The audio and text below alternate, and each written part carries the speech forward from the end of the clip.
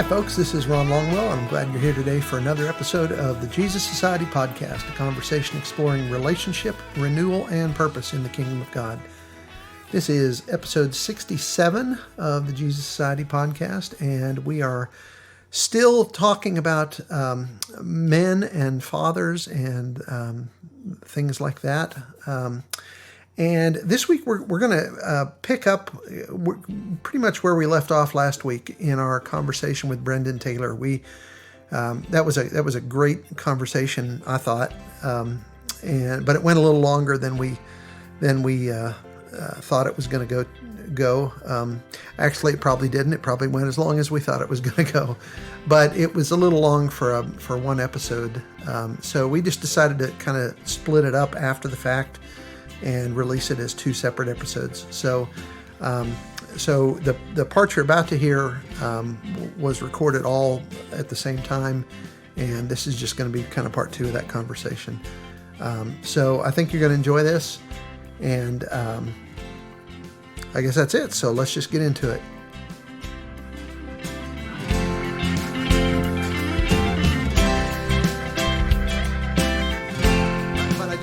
I want to shift gears a little bit. So I've been reading this book, and I want to read a few little parts of this book, and then I want us to kind of discuss them a little bit. Because this is a book by John Eldredge, and if you've never read John Eldredge, you should read some John Eldredge. From what I hear, he can get pretty wild.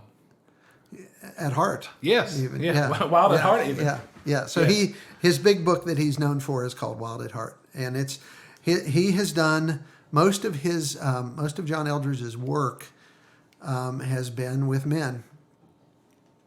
So he's got some good resources. So this book that I'm reading right now, and it was written. Let's see, when was this written? 2009. So it's an older book, but 2000. Saying something from 2009 is older. Oh. Yeah. Yeah, I know. There's our dog. Our dog's come in to say hi. Hey, Sadie. So the book is called Fathered by God. The subtitle is Learning What Your Dad Could Never Teach You. So this is a very, very good book, and I'm gonna put a link in the show notes again, as I did last week, even though I didn't mention it last week. But I want to read a section and then get your reaction to this. So this is from, I think, chapter 1, which is called The Masculine Journey. So, and it's 3 or 4 paragraphs. So I'm gonna just read them. Okay. If you can get a group of men talking about their fathers, you'll hear this core longing of a man's heart. My father used to take me with him out in the field. My father taught me how to play hockey out in the street. I learned to frame a house from my dad. Whatever the details might be, when a man speaks of the greatest gift his father gave him, or if his father gave him anything at all worth remembering, it is always the passing on of masculinity. This is essential, for life will test you, my brothers. Like a ship at sea, you will be tested, and the storms will reveal the weak places in you as a man. They already have. How else do you account for the anger you feel, the fear, the vulnerability to certain temptations? Why can't you marry the girl? Having married, why can't you handle her emotions? Why haven't you found your life's mission? Why do financial crises send you into a rage or depression? You know what I speak of. And so our basic approach to life comes down to this. We stay in what we can handle and steer clear of everything else. We engage where we feel we can or must, like at work, and we hold back where we feel sure to fail, as in the deep waters of relating to your wife or our children, and in our spirituality. You see, what we have now is a world of uninitiated men, partial men, boys mostly, walking around in men's bodies, with men's jobs and families, finances and responsibilities. The passing on of masculinity was never completed, if it was begun at all. Mm-hmm. The boy was never taken through the process of masculine initiation. That's why most of us are unfinished men. Oh, that's it. And therefore unable to truly live as men in whatever life throws at us, and unable to pass on to our sons and daughters what they need to become whole and holy men and women themselves. Let me read one more paragraph. Okay. At the same time, there are these boys and young men and men our own age around us who are all very much in need, desperate need, of someone to show them the way. What does it mean to be a man? Am I a man? What should I do in this or that situation? These boys are growing up into uncertain men because the core questions of their souls have gone unanswered or answered badly. They grow into men who act, but their actions are not rooted in a genuine strength, wisdom, and kindness. Mm-hmm. There is no one there to show them the way. Oh. So how's that hit you? Oh, man. This. So there are two things, and one is kind of like a warm up to the main thought that I want to have. Early, it might have been in the first or second paragraph. There was the phrase, "We stay where we are. We stay where we can handle." Yep. And we tend to glaze over the rest. Steer clear of everything else. Yeah, that boy howdy. If that doesn't describe me, then See, that's the place in all this that I underlined and circled and right. So you too, huh? Yes, because he says we engage where we feel we can or must, like at work, and we hold back where we feel sure to fail, is in the deep waters of relating to our wife and our children and in our spirituality. Yeah. Now, here's the part of that that's weird for me. Okay. Right. I'm sure that the way he described that is true of most men. You know, they throw themselves into their work and they disengage from the place where they don't know how to handle it, which is the relational side of their wife, their kids, their spirituality. That's the place where they are MIA. Yeah. I'm sure that's true for most men. Okay. For me, it's the opposite. The place where I feel the most confident is in the relational side of things with my family. Like I feel like that part of it, I do really well. The place where I feel like I can't handle myself is the work side of things. Interesting. Yes. I'm an oddball. Yeah. I said that in our small group the other night, remember? Yeah. Yes. That is an odd place, I think, for a man in 21st century America to live. That is I think most men would look at me and say, "What the heck is wrong with you?" Right? So I feel a degree of toxic shame. Around those sorts of things. Yeah. Anyway. Yeah. Well, yeah. There you go. The huge thing that I think I got out of that passage is that there is no, at least in modern / postmodern Western civilization, however you want to say it, there's no ritual for adulthood. There's no initiation rites for adulthood, especially for men. Yeah. Now, and I'm not an expert on women, so please forgive me. None of us are, Brenden. Believe me, none of us are. But there is this. It's like there's this understanding, and I'm not going to say it's right or wrong, but it's almost like there's this understanding for a female, biologically speaking, the first cycle of menstruation is often seen as that kind of ritual for a woman. However, you're a girl no longer. Now you're a woman. Exactly. It's like there's this biological change that happens, and that's almost like their societal marker. Even though that's a very private thing, that's a very individual thing. Right. It almost becomes a sign to the society, exactly like you just said. You're no longer a... Yeah, and we all know there's more to it than that. Absolutely. But you're right. But I bring it up because for men, there is no biological marker. There is no, or at least none that's that evident. Obvious. Evident. Yeah, obvious. Yeah. There's no biological ritual that happens with that. Now for other faiths, this would be something like the bar mitzvah. The bar mitzvah for Jewish kids. Yeah. Yes, and I'm not knowledgeable on other. I'm not as knowledgeable for male initiation rites in other religions, so I'm not going to speak on them. Yeah. But I know they're out there. Yeah. Different cultures have different ways of initiating boys into men, and I'm again not saying that's either right or wrong. I'm just saying they're there. Yeah. For but us, they're not in the Western world. Generally speaking, yes, Yeah. they're just not here, especially in the Christian faith. Yeah. And if you know, some people may say baptism fills that void. Yes, but Some say, whatever that moment of salvation is, whether it's baptism, whether it's, confirmation. confirmation. Yeah. Because I was baptized at, just from my own spiritual background, I was baptized at 11 years old, about the same time that a Jewish kid would have had their bar mitzvah. Yeah. That's kind of like that. That's just kind of like that age range in which, at least Christian guys that I know of, that's where we take on, this new cloak of manhood. We put on the new clothes so that we can grow into them, right? Sort of, yeah. Something along those that mindset. But that's not really confirmed. It's not really that well fleshed out.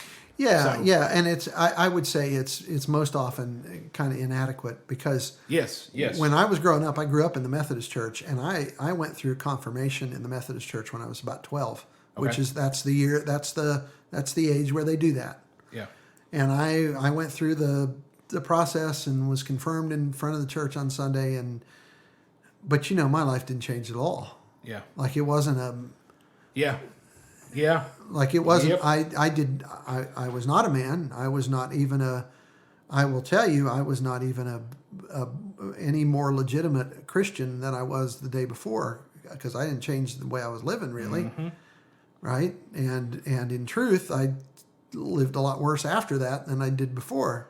Yeah. So it was not like, it wasn't the marker, the dividing line that we might hope something like that. It wasn't the guidepost. Yeah. That we thought it was. Yeah.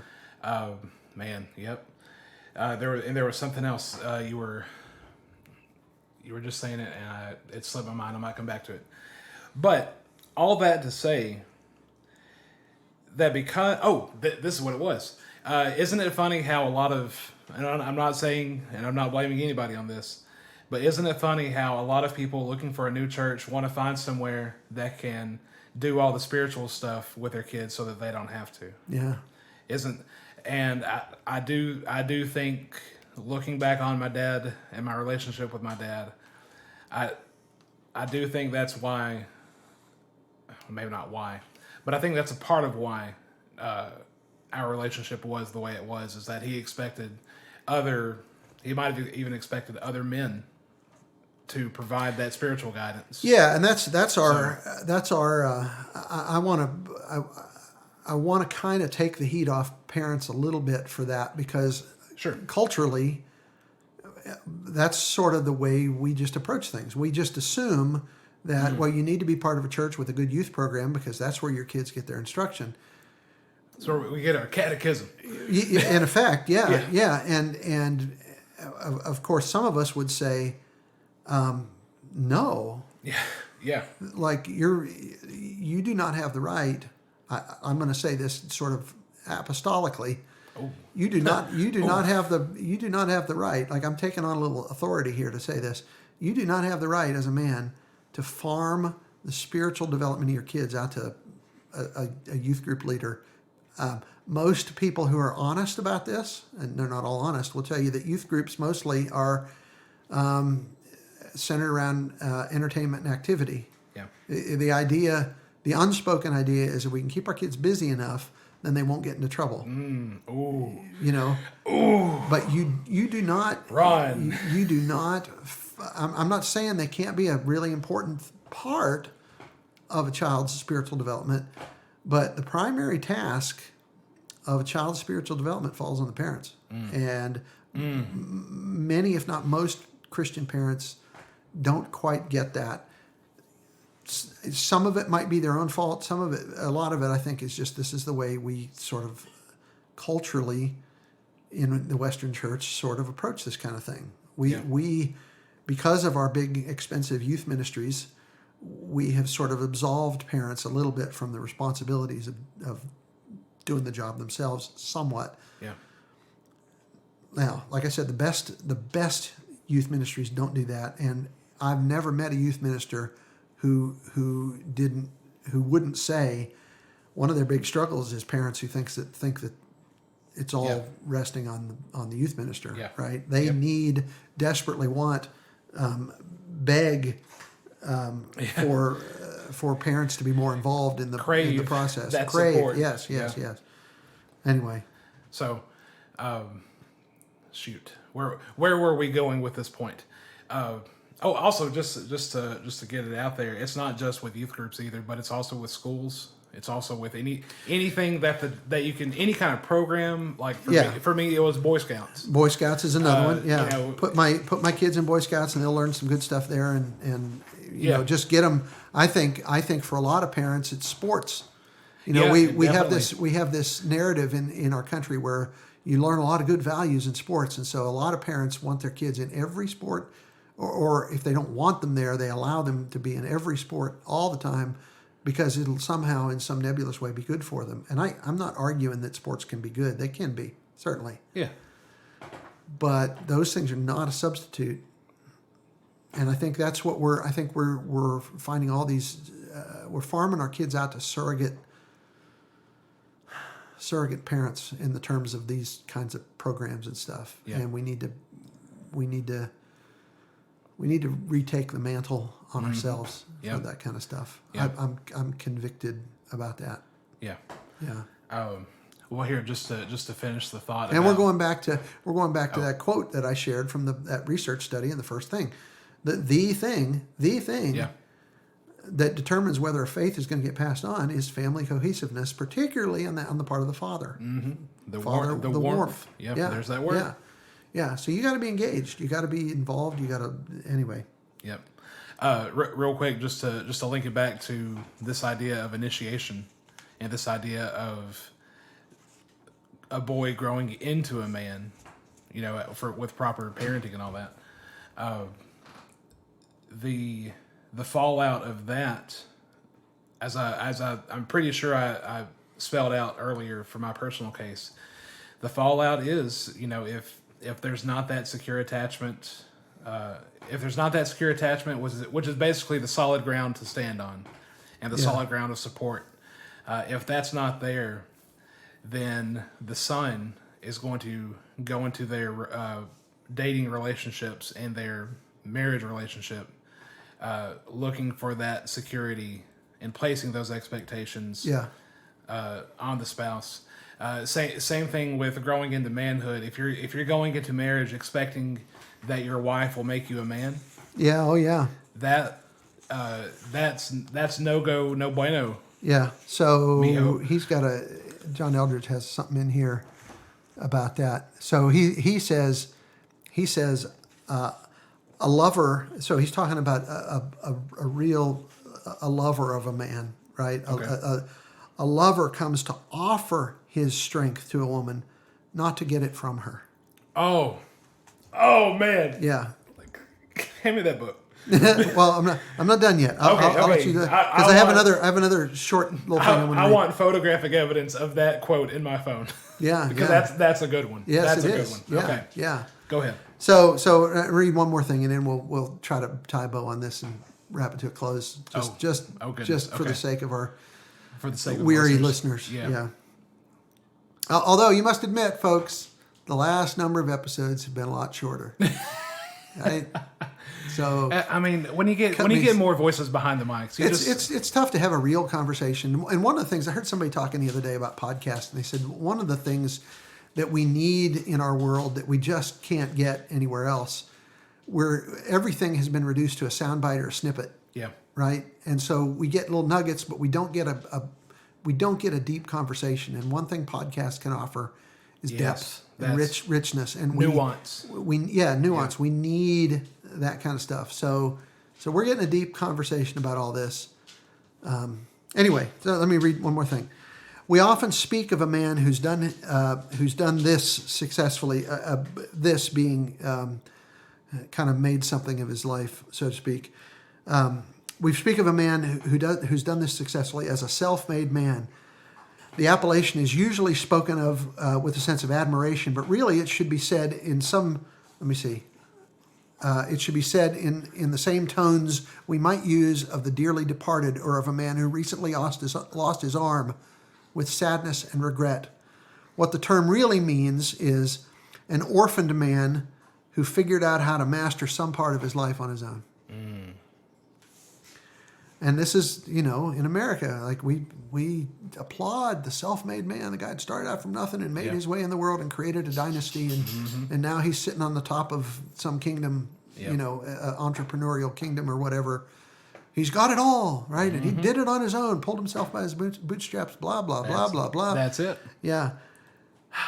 The reality is most of us just are not that way. We're struggling.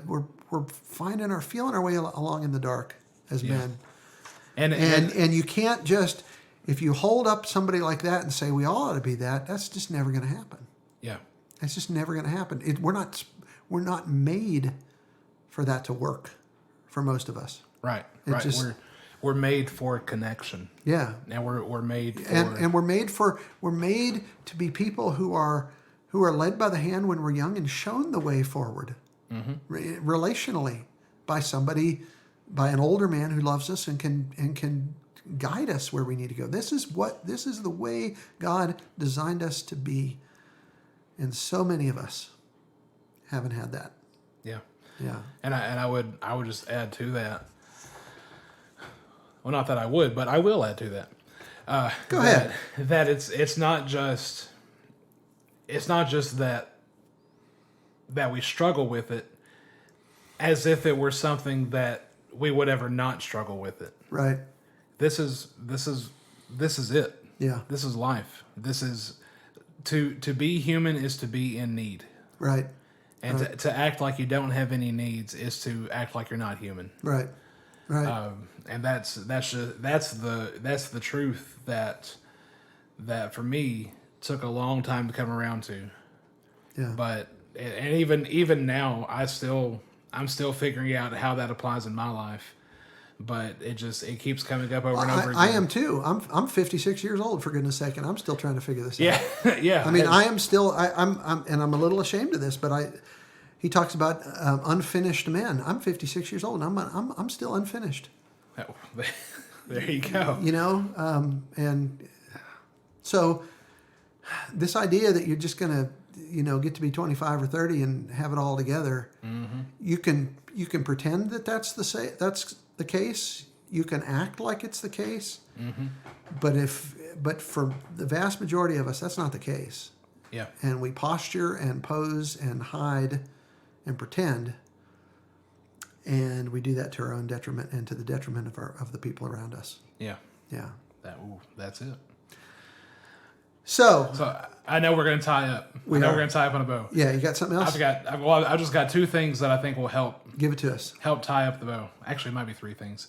Okay. But I'll let you lead the tying up first, and then I'll interject as I see fit. All I want to say is that there is hope. Yes. There is hope for this. There is a way forward. We do not have to go it alone as men. We can be strong, we can be wise, we can be loving, and we can be men of God in our world. We can, but we have to realize that we have to take some steps. We have to realize it. We have to find some people that can walk alongside us. We have to be honest about it. It's okay to say, I'll be the example here. For most of my life, I've had no idea what I'm doing. I just have no idea most of my life. I have wished at every turn in my life that I had somebody, an older man, that knew how to live life, that could just... I still do.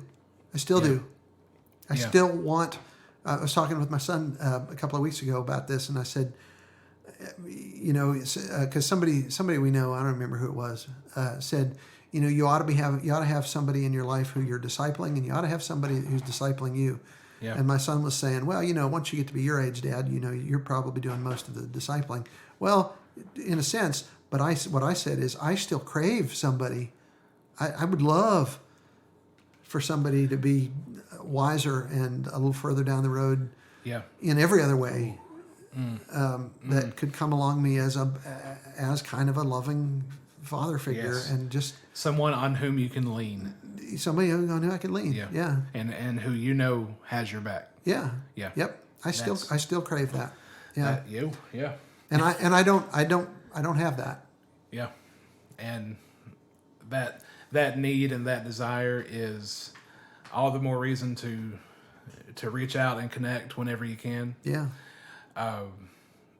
So were you finished? Yeah. Okay. You go ahead, and then I'll do my little closing spiel that I always do. I might try to say it with you this time. I think I've got it memorized. Well, I don't have it written down. I normally have it written down in front of me, so I say it the same way all the time. And I don't today, so I'm going to do it. I'm going to do it by memory, which means it may all crumble. Yeah, there you go. But hey. Well, I do want to share this little story. This happened yesterday, so I was, and this story is to just reaffirm the necessity and the impetus for this kind of work, I would say spiritual work. Just yesterday, I was at Dunkin' Donuts, or excuse me, I was at Dunkin', because it's not Dunkin' Donuts anymore, it's Dunkin'. I was at Dunkin' yesterday with a friend. We were reading through a book together. It's a very interesting book. That's neither here nor there. As we were reading, we were sitting outside because of the unprecedented times that we're in. There's no inside seating at this small little store, and we were sitting outside and just talking about our book and talking about life. And I see this car pull up, and it's one of those things where you're looking at somebody, but you're also aware of what's happening on the side. And I see this car pull up, this SUV, and I see a little girl get out, and she's walking toward me. And I think she's walking toward me, but then I think, oh, she's just going to the door because the door is right behind me. Well, she passes to the door and stands beside me for a second, and I try to look at her and try to think, what's this girl doing? It took me a second, but I remembered who she was. This was a little girl that I had in kindergarten when I worked at a local elementary school. She was in the kindergarten class that I was assigned to in my first year. And now she just finished 4th grade. Okay. So, but she remembered you. She remembered me. I won't say her name, just to keep it where it is, but she was very excited to see me, and she was, she kept asking, I miss you, Mr. Taylor. Why did you leave? Why did you leave the school? And, where are you now? Are you okay? Are you, she was very, very affectionate. That's sweet. And I must have got like 3 or 4 hugs out of the whole time she was there. And she went inside. Her mom was driving, and this little girl, she's very very precocious. She likes to get out and do things herself. So she wanted to go in and pick up her mom and her order. So while she went into the store, I had a little chat with her mom, and her mom said, "Look, dude, she has such a hard time connecting with men because of what her father did to her." Oh, wow. And the fact that she stood there and spoke to me and hugged me, and she was so awkward about it too. Just little kids, they can be awkward sometimes. Yeah. She stood really close to me, and then she kind of leaned in and was like, "Oh wait, do you want a hug?" "Sure, yeah, let's have a hug." So yeah, we'll hug, and then we ended up, like I said, hugging about 3 or 4 times. But apparently, just a snapshot of real life in action. Her mom said that her dad left when she was super young. She never really had a good relationship with him. He was never abusive. He just left, and Abandoned. Yes, Yeah. exactly. And And that little girl felt abandoned. So my heart's gonna melt talking about it, and when the heart melts, the eyes leak. So, but yeah, because of that, she's always had a distrust of men. She's always been skeptical of men, and for her to, and this is what her mom said, for her to speak to me like she spoke, and for her to hug me as many times as she hugged me, that's rare. Yeah. And it hurts me to think that is the case for so many kids nowadays. Yeah. We can, and I'm not saying this is anything new. This is how it's been for a long time. For generations. Yeah, and I would say there's a lot of adults running around with exactly that same distrust. Although by the time you hit adulthood with that, it's pretty well entrenched in your life, and you don't trust anybody. Yeah. A lot of times. Yeah. And just like that yesterday, really kind of got my heart ready for this talk today. Yeah. So, okay, so that was one thing. That's a great story. Yeah. That's a great story. Man. Yeah. Trying not to leak talking about it. Another thing, working for, again, this is me personally, the 12-step voice for right here and right now. What's really helped me come to terms with my relationship with my dad is going through the steps and something that I haven't told you yet, because it only happened Monday night. So Monday night after the big group CR meeting that I went to, I felt something tug on me, and I believe it was the Holy Spirit. After the meeting that night, I went to the graveyard and read my letter of amends to my dad. That's awesome. I was struggling with whether to ask you to talk about the letter. Well, no, I'm glad I did, and I wanted to. And so honestly, tell the folks what the letter. I mean, you don't have to tell what's in the letter, but explain the letter. Actually, I think it would be very healing if I did. If I not just read the letter, but just talk about the letter and then say what specifically, because I think that's up to you. If you're okay with that, I'm fine with it. Okay, if you're fine, yeah. So let me pull that up. So while I'm pulling this up, I'll go ahead and explain. So step 4 in the 12-step program is to make a fearless moral inventory of ourselves, and in that we list the things that we list the harms that we perceived were done to us, whether intentionally, whether unintentionally, whatever grudges we may be holding. We try to break down those grudges into why we hold those grudges. And the other part of that is looking at the harms that we've caused others. Yeah. That and again, show ourselves some grace, but also some truth. Were these intentional harms or were these unintentional consequences of our actions where we thought, we were doing the right thing or whatever. Yeah. So then that's step 4. Step 5 is once you've got your list out, you share it with, the step says you share it with God, share it with yourself. And that just means, come to try to accept the things that have happened. Don't try to deny them anymore. Yeah. You've got them listed out, and now you can move to acceptance. And then share them with someone you trust. Yeah. And in the 12-step group, that's your sponsor. Okay. That's and honestly, the sponsor is really like a parent. In this journey, the sponsor is someone who's completed this 12 steps before, and they are now teaching you how to do it so that you can. And that's actually step 12. Just to fast forward. Yeah. After having a spiritual experience as a result of these steps, you now go out into the world seeking those who need healing just as you needed healing. Yeah. And you try to help them the way that you were helped. Yeah. You try to be there. So you pass it on, and that's part of the process. Yep. So step 4 is the inventory. Step 5 is sharing it with someone you trust. Step 6 is developing a habit of daily inventory. So you're not just doing things from the past, but you're living day by day, and you're trying to reassess all that.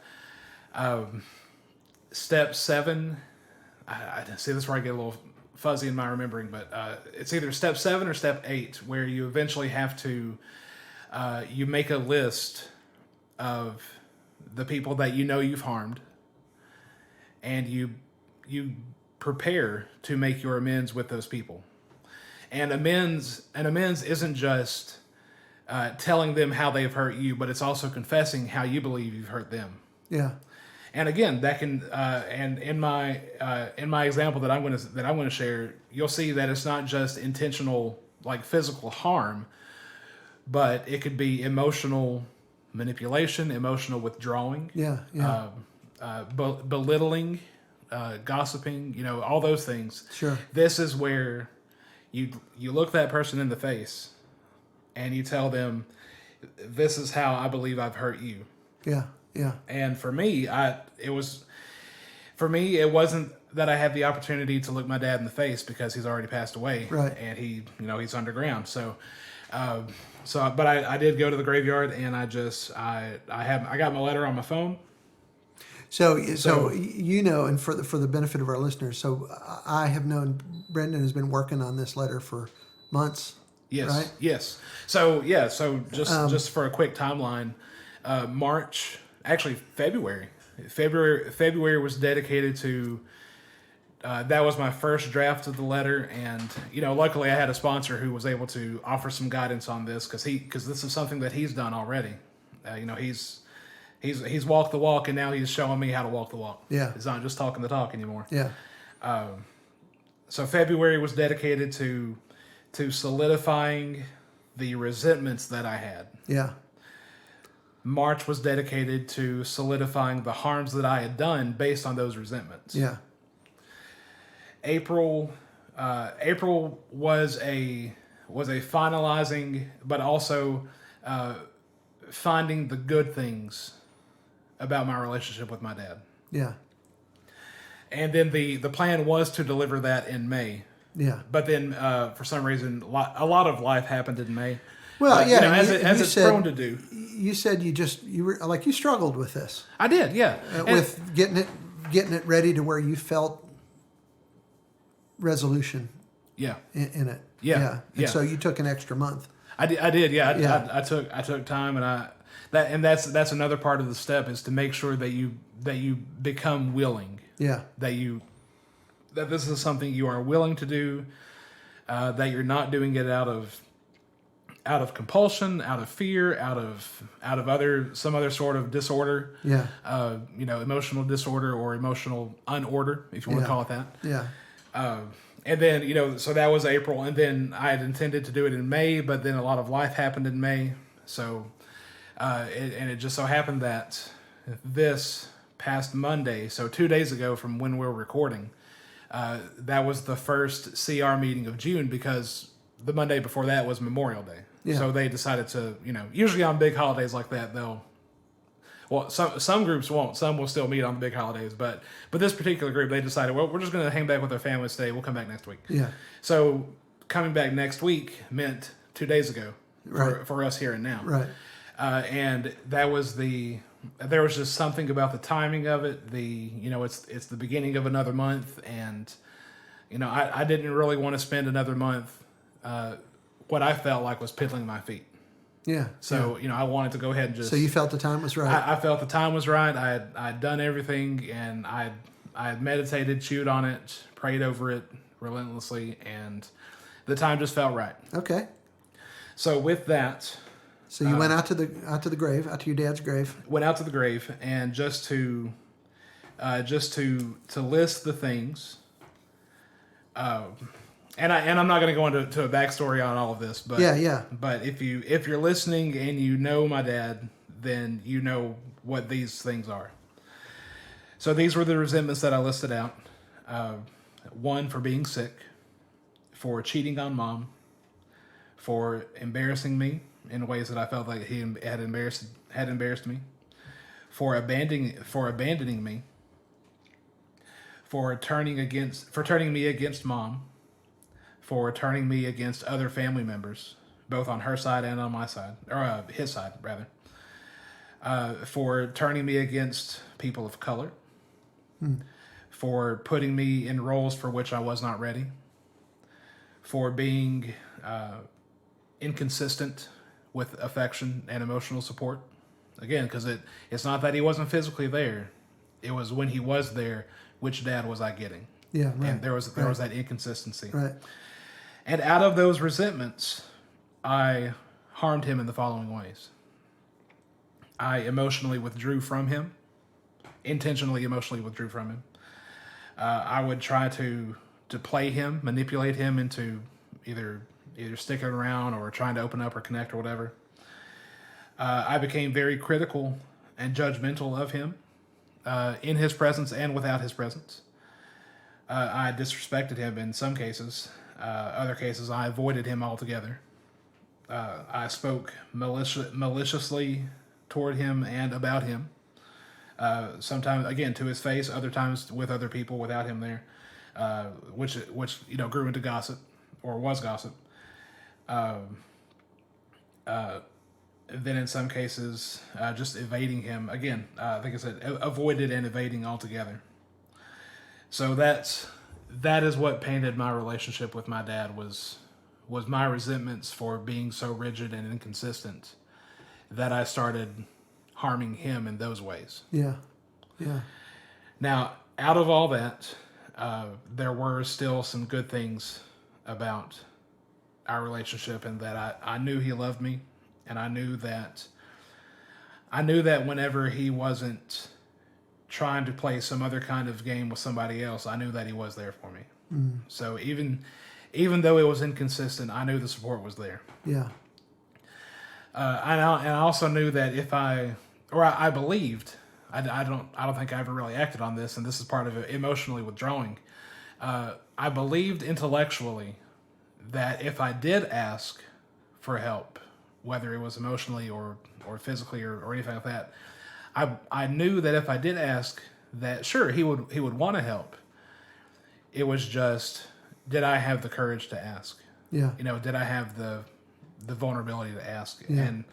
And that's again, the thing about the amends is that, or just recovery in general, is that God's going to reveal things to you when you're ready for them. Right. Right. And, Absolutely. And just because I've taken this step now, doesn't mean I'm finished. Yeah. By any means, because something else may be revealed later on, and I'll just address it then. Not let it fester for decades and decades. Yeah. Yeah. So, but I knew Dad loved me, and I think I got a lot of my sense of humor from him. Yeah. I learned how to listen to people, because when he was there, he was a good listener. I thought. I learned how to listen to people, how to talk with people, how to be with people. He had a servant's heart. He would often spend his time, not all of his time, but some of the time he spent away from us. We found out after he died that he was actually, like, sometimes he would visit when he had the capacity to walk, because the last 10 years or so of his life he couldn't walk. Okay. But when he could, he would often visit old men who couldn't get out, invalids. I guess it's not a proper way to say that, but they were confined to home. Right. He would go visit them and cut their hair.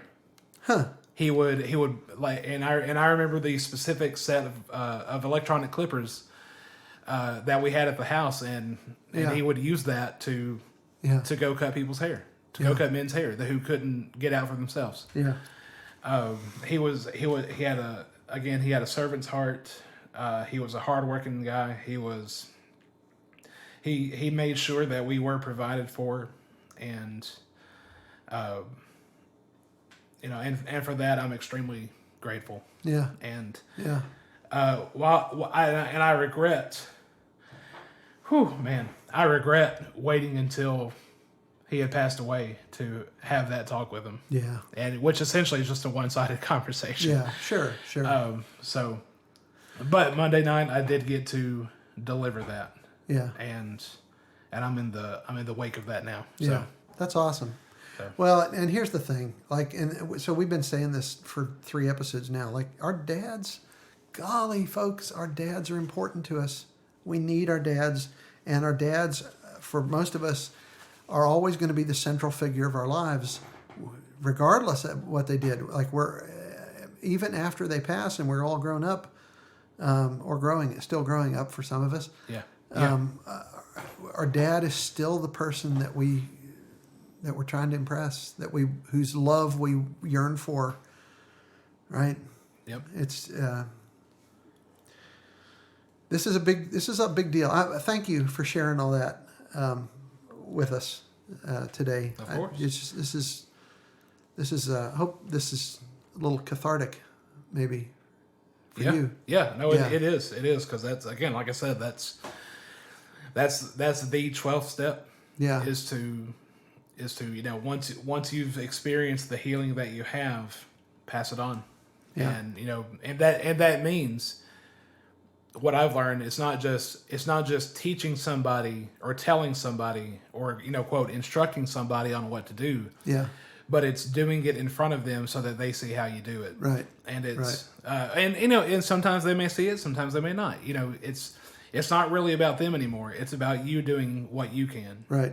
Right. Because really, we're the only things that we can control. Yeah. I can't control what someone else does or what someone else sees. Yeah. I can only do it for myself. Yeah. So. Yep. Absolutely. So yeah. Cool. And with that, I want to thank you for joining us today. We hope you'll, and I'm doing this by memory, so I'm going to stumble over this. We hope you join us again next week for another episode. If you, what do I always say? If you want to support us, we've got a Patreon page. Please check out our Jesus Society Podcast Facebook page. We got a Facebook group as well. We're loading our content on YouTube and Odyssey, which is an alt tech version of something like YouTube. Hashtag blockchain. Yes. If you appreciate the show, if the show is useful to you, please share. If there's something in these episodes that has been meaningful for you, please share it with other people. Just post it on your Facebook page or whatever. Like, rate, subscribe, etc., etc. Those kind of things help other people find it as well. Please join us again next week, and remember, you are greatly loved.